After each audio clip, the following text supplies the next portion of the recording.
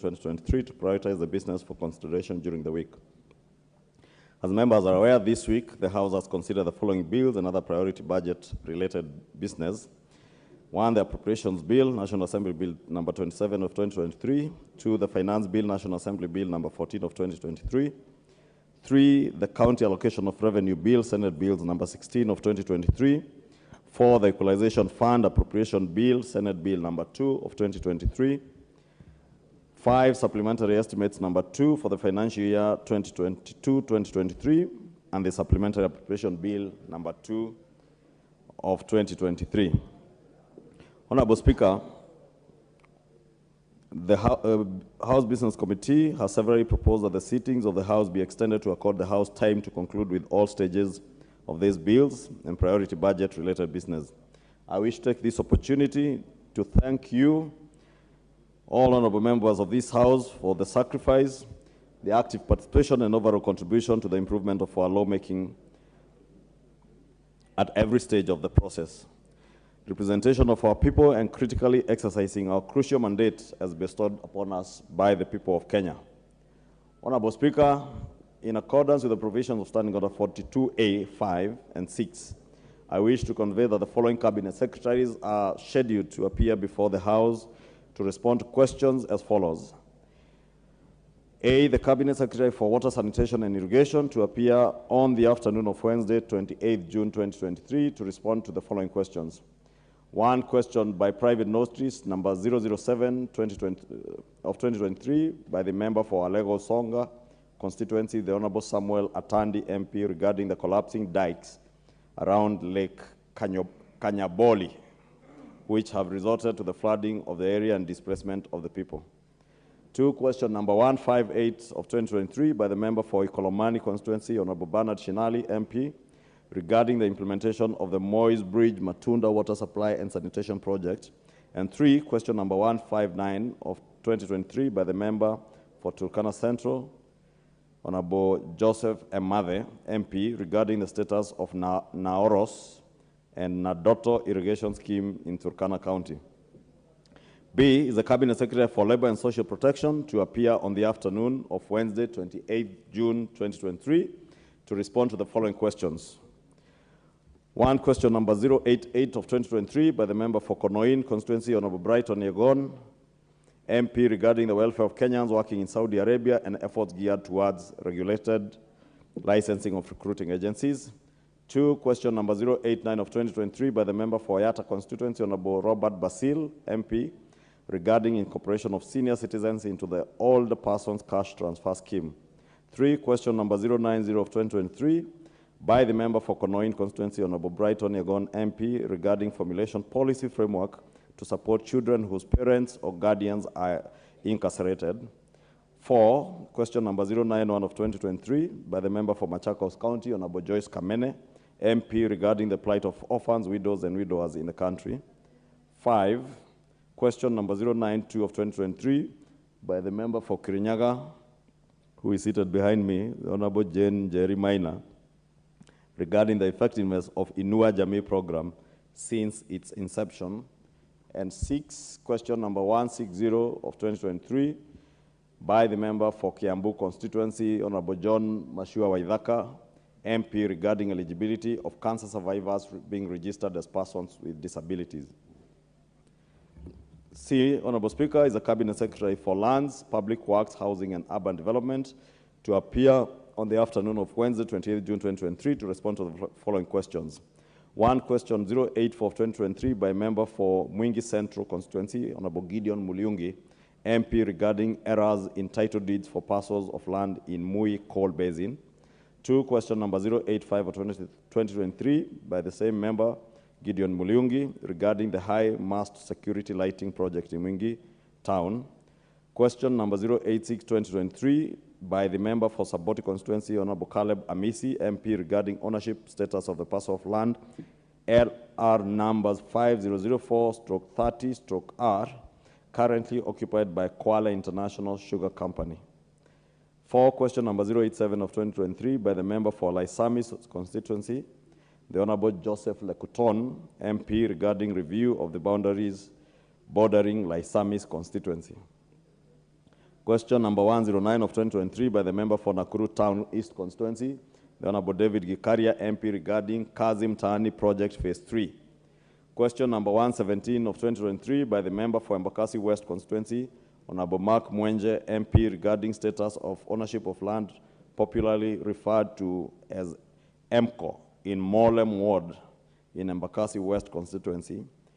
And 7, question number 246 of 2023 by the member for Kibwezi West Constituency, the Honorable Mwengi Mutuse, MP, regarding delayed payment of compensation to residents whose land was compulsory acquired in 2017 for construction of Kibwezi Kitui Road. Honorable Speaker, in regard to the business for Tuesday next week, the House is expected to consider a special motion on the nomination for appointment as a chairperson of the Commission on Revenue Allocation and nomination for appointment as a member of the Salaries and Remuneration Commission. Debate will also be undertaken on the following business should it not be concluded today.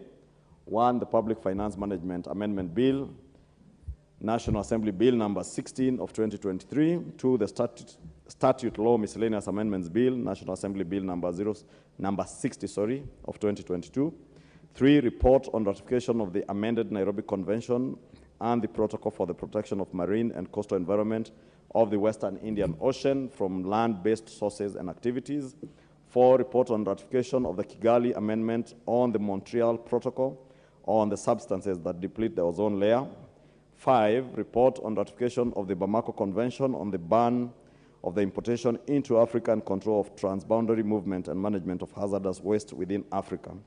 And finally, 6, report of the Kenyan delegation to the Parliamentary Dialogue on United Nations Convention Against Corruption, UNCAC, and Global Parliamentarians Against Corruption, GOPAC, Annual General Meeting. Honorable Speaker, the House Business Committee shall reconvene on Tuesday, 27 June 2023 to schedule the business for the rest of the week. And I wish to lay this statement on the table of the House. And my apologies, it was quite a long one today. Thank you, Majority Leader. Honorable members, the following schools are in the House, in the Speaker's Gallery: Mangu High School, Juja in Murang'a. I thought Juja was in Kiambu. Is in Juja in Kiambu? So Mangu High School, Juja in Kiambu and not Murang'a. Sekenani Boarding Primary School, Narok West in Narok in the Public Gallery.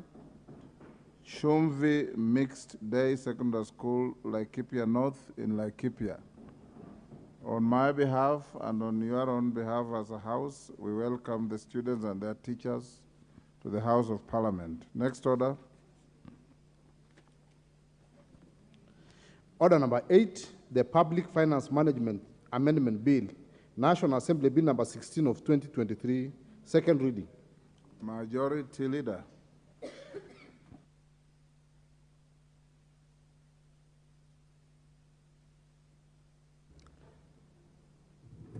Majority Leader, due to time constraint, how much time do you want us to spend on this order?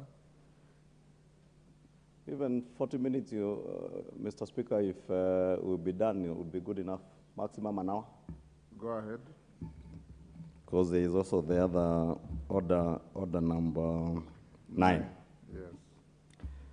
Honorable Speaker, I beg to move the Public Finance Management Bill, National Assembly Bill number 16 of 2023. Honorable Speaker, allow me first to begin by thanking the chairperson of the Public Debt and Privatization Committee, the Honorable Shuria, ably deputized by the Honorable Makali Mulu, who tabled this report of the committee yesterday, because we were able to consider this bill. They did public participation, I think, over the last 2 or so weeks, and were able to table a very good report with very good recommendations, and come up even with certain amendments that are critical to the implementation of this bill. Honorable Speaker, the principal objective of this bill, as has been enumerated in the bill, or listed in the bill, first is to amend the Public Finance Management Act of number 18 of 2012 to operationalize the public debt and borrowing with regards to the framework for monitoring the level of public debt to align with the provisions of Article 214(2) of the Constitution, which defines public debt. And this article defines public debt to mean all financial obligations attendant to loans raised or guaranteed and securities issued or guaranteed by the national government. Honorable Speaker, the Public Finance Management Act of 2012 does not offer this clear definition of what public debt is. And it is important, Honorable Speaker, therefore, to define public debt in such a manner that it covers all elements of our public debt, because you could define public debt as just our national government debt without considering what is guaranteed by our national government to our county governments or even to government state-owned enterprises. And therefore, a holistic definition was necessary, and that is part of the objectives of this bill. Two, Honorable Speaker, we are confronted with a situation where we, as a country, and indeed many other countries in Africa and beyond, are confronted with a heavy question of public debt and its management in the running of our economies, Honorable Speaker. And Kenya has been no exception. We have had a situation where we are almost at the brink of being unable to manage our own debt. Should we allow things to go the way they are going without us taking cognizance, one, of the global economy, what is happening in the global economy with the war in Ukraine, with the inflation around the world, both in Europe, in the US, the large devaluation of our shilling against the major currencies, especially the US dollar, which was occasioned, as I mentioned, by inflation being very high in the US. Honorable Speaker, you know they say that when the US's economy coughs, the rest of the world catches a cold. And therefore, we have been no exception. Post-COVID, Honorable Speaker, and you remember in the US, there were a lot of government freebies, money being given to the populace. To an extent, Honorable Speaker, that after the pandemic, there are people in the US who are opting not to work because the kind of welfare monies they were getting from the state was at times even better than what they were getting when they were working.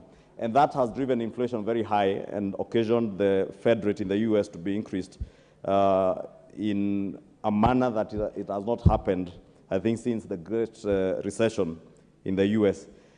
And that increment in interest rates, Honorable Speaker, is what you've seen cause the problems we have here today with our dollar, which was trading at an average of about 120 less than a year ago. Today, I think it's an average of about 132 to 140 shillings against the dollar for the Kenya shilling. And the Kenya shilling, Mr. Speaker, I must say, has tried to be quite resilient. Therefore, Honorable Speaker, considering that there are all those global effects, we must be very careful how we treat our public debt. And let me thank the committee, because one of the things that were in this bill was a provision, a clause where the National Treasury sought, if they burst the debt ceiling, to come and report to the House post facto, and that is one of the recommendations that the committee has noted and actually recommended. I was trying to get it in the report, Honorable Speaker, recommended that this should not be a post facto approval by Parliament, because we cannot abrogate our role and our mandate to oversight government, and they come to report to us, because this would be abused, just like Article 223 of the Constitution has been abused, where people spend money and come to report to us after the event. And I think I want to support what the committee has recommended, that should we go beyond the debt ceiling, the debt threshold, Honorable Speaker, and I'll speak to that because that is the second objective of this bill, that should the National Treasury go beyond the debt threshold, then they ought to come for approval from Parliament before busting that threshold. Honorable Speaker, if you allow me to speak to the second objective of this bill, which is to migrate us from the absolute figure of a debt ceiling that we have been using in terms of measuring our debt carrying capacity to a threshold, which is popularly or otherwise known as a debt anchor. And the proposal for an economy like ours would be a debt anchor of about 55%, and that is what this bill is proposing, a debt anchor of 55%, plus or minus 5%. And Honorable Speaker, I also do note the committee had observed that plus or minus, that if you are in the negative of 55%, then you are still okay, you are not in the red, and therefore proposed to amend that to remove the minus and just say a threshold of 55% plus 5. Honorable Speaker, I had a discussion with the chair and proposed maybe we need to reconsider that, because the intent, I think by the National Treasury, of saying a threshold of 55% plus or minus is that we are able to signal ourselves, or the country is able to know that if you are at 50%, then you know you are only 5 percentage points to hit your threshold, and therefore be careful even as you appropriate resources and as you plan for your finance bills. You know what amount of resources you need to generate to be able to reduce on your fiscal deficit that will then feed onto the amount of money that you need to borrow. In the same breath, Honorable Speaker, if you are at 55%, you know you have hit the debt threshold that you have placed for yourselves, Honorable Speaker. And anything beyond 55%, moving to 60%, then you're in the red. Currently, Honorable Speaker, as you speak, our debt carrying capacity is sustainable, but at the risk of getting to levels that are unsustainable. And I think that is why the National Treasury and the current administration has purposed that we shall not continue to dig the hole that we are in, because we are already in a hole. We are already past the debt ceiling that we set. If we were to factor in the almost 9.4 trillion shillings that was in the 9.4 trillion shillings that is in debt today, and almost 700, I think, and 18 billion, that is a fiscal deficit that we have budgeted for in the next financial year of 2023-2024. Therefore, Honorable Speaker, if we do not do anything and we continue with the trajectory that we are in, without signals to the economy and even to Parliament itself, that if we have just an absolute figure, and we set the absolute figure of 10 trillion, I think a year ago in 2022, if I remember well, just before the 2022-2023 budget, Honorable Speaker, and it was projected that this would probably take us for another 2 years, but we're already in the red, Honorable Speaker. Honorable Speaker, the rationale for having an absolute figure, whether it is the 5 trillion shillings, and I think way back in 2014 when I joined this house and found the CPM body in the house, I think we had a figure of 2.5 trillion. And we doubled that to 5 trillion in about 2014, 2015, if I remember well. Then we moved that, I remember in 2018, when I was chairing the budget committee, there was a proposal to increase the debt ceiling to 10 trillion shillings. The budget committee then was of a view that we either revert to the debt anchor that we are now reverting to, so where we are able to measure our debt as a ratio of our public debt in terms of ratios, or we maintain our public debt ceiling at 7.5 trillion shillings up to the year 2024, June 2024. And John Buddy, we remember he was a member of that committee. And we had a heated argument with the National Treasury then, and we actually sat in this chamber. But they did insist that they wanted at least 9 trillion shillings, which we gave them. And John Buddy will recall that 9 trillion shillings was to take us to June of 2024. We are here to get to June of 2024. Last year, they came back to us requesting that we move the ceiling up again to 10 trillion shillings. And I remember many of us opposed that move. And I remember even when I was contributing, I reminded them that 3 years ago, we asked you to move to a debt anchor, something that would be signaling when you are getting into the red. But as it were, Honorable Speaker, nobody listened to us. Today, Honorable Speaker, the National Treasury would have opted to come back to us and ask us again to raise the debt ceiling maybe to another 12 or 15 trillion shillings. But the question that we need to ask ourselves, what do these absolute figures measure? What are they a measure of? And Honorable Speaker, they are just figures. I hear CPM buddy saying it's guesswork. I will avoid using the figure guesswork like John Buddy. But Honorable Speaker, those figures are basically meaningless. They signal nothing, they mean nothing. Today, we could allow the National Treasury to raise the ceiling to 15 trillion shillings. But a country's public debt ought to be sustainable.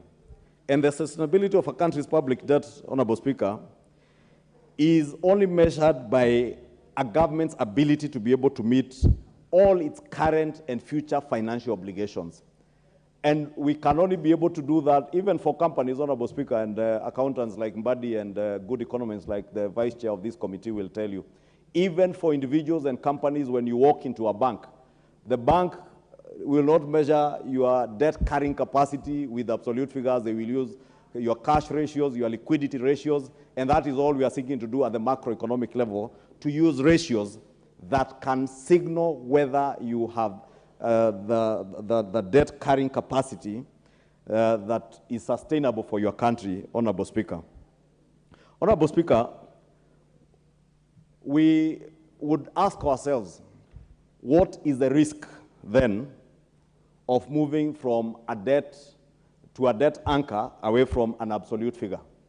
Honorable Speaker, one is that many people other than economists and finance literate people and very literate people will be able to tell you how you measure debt in present value terms.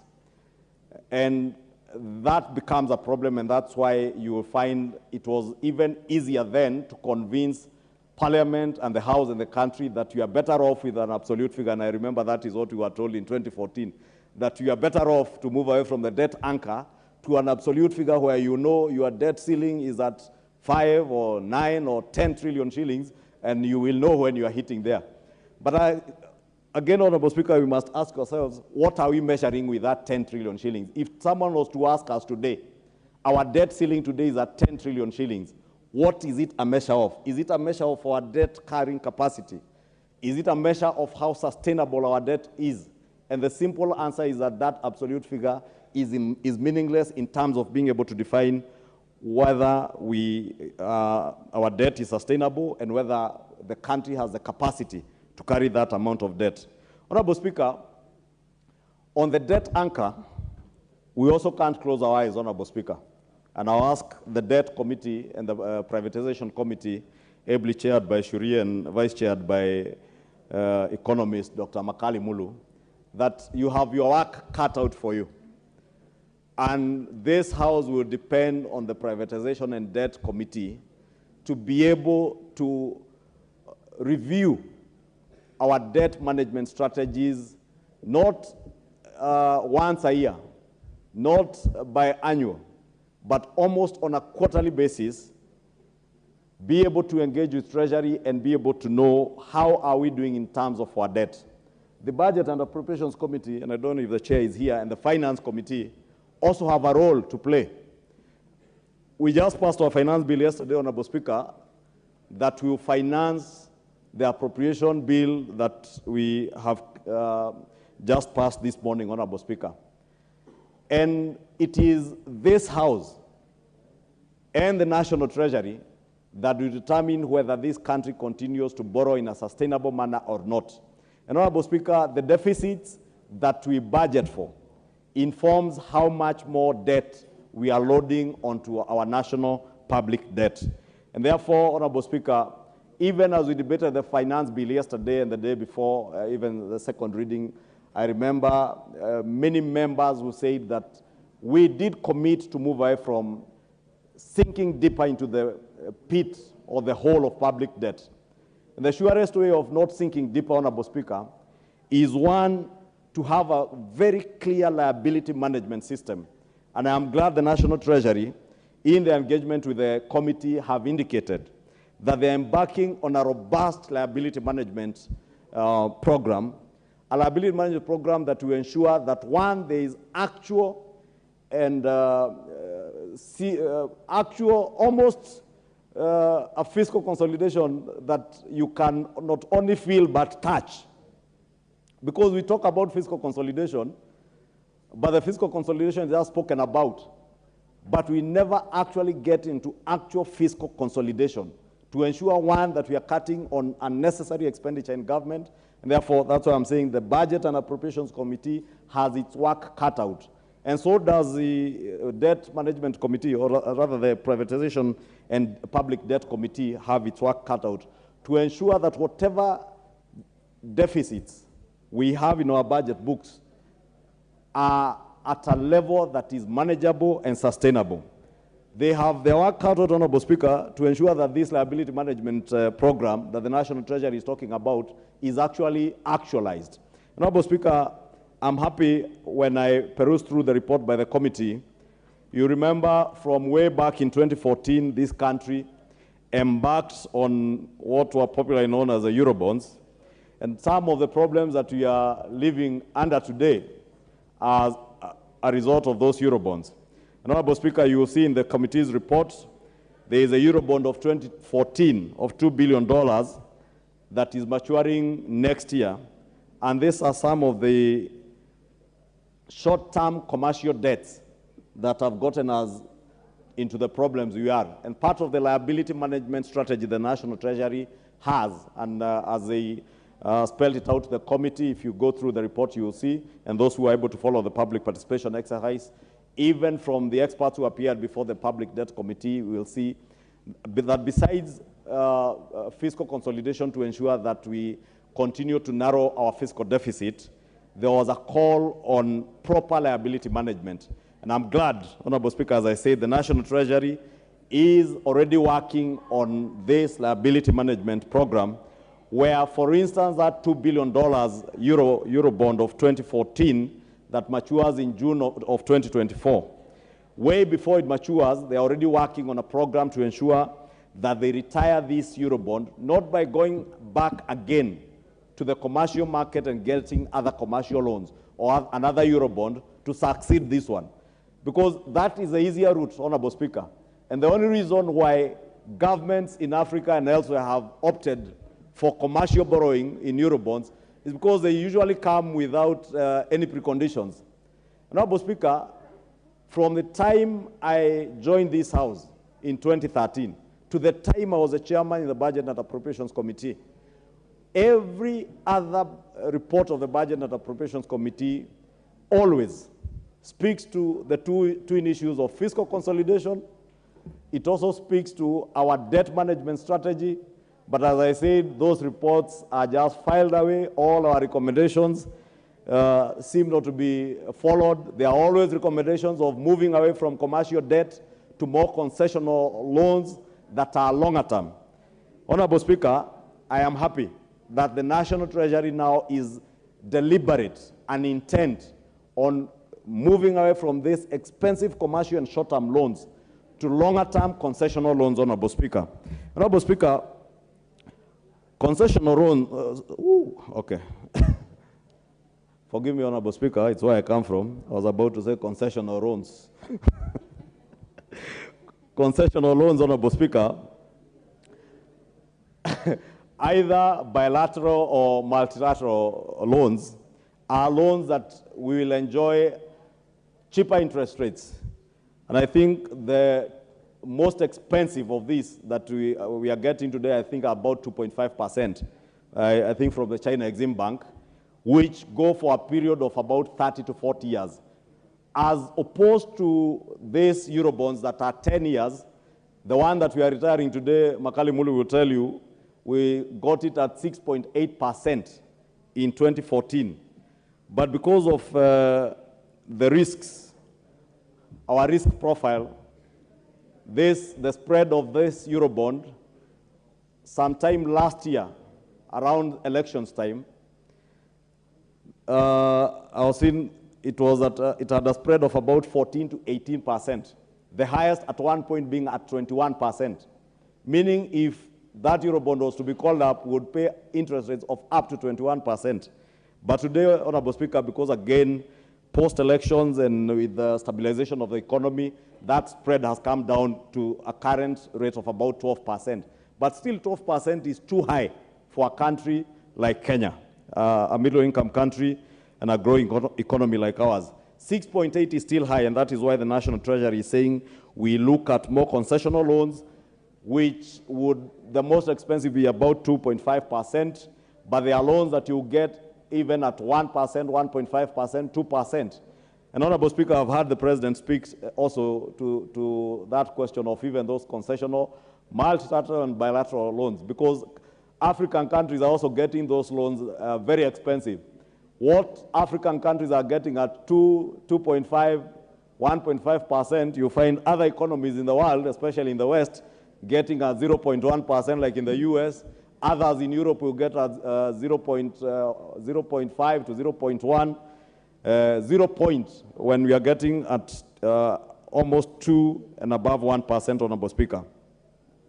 Honorable Speaker, let me not belabor the issue of liability management because I can see the committee has spoken into it in detail.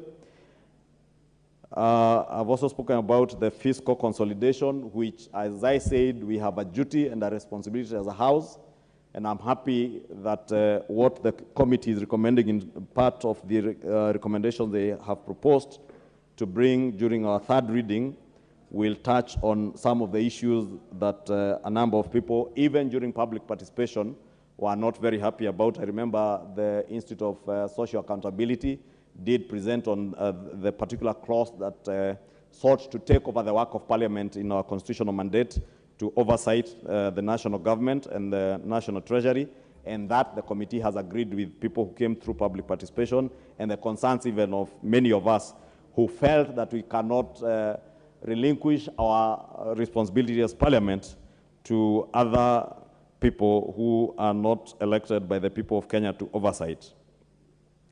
Honorable Speaker, let me end it there and request the Honorable Makali Mulu, who is the Vice Chair of this Public Debt Committee and who indeed put in a lot of work and long hours. I remember seeing them working even over our weekend to be able to put together this report for tabling and adoption by the House, and urge the House to support this bill. It will go a long way to helping our country to be able to measure our debt and our debt carrying capacity and be able to know how sustainable our debt is. Just like as individuals, as corporates, for those of us who have managed corporate companies, we are able to get signals of whether we are moving towards the red. And that is all that this bill seeks to do, to alert us and alert the country when we are moving towards the red in terms of our debt carrying capacity and how sustainable our debt is, Honorable Speaker. And with those very many remarks, allow me to ask, I beg to move and ask the Vice Chair, Dr. Makali Mulu, to second. Thank you, Honorable Speaker. Makali Mulu, Honorable. Yeah, thank you. Thank you, Honorable Speaker.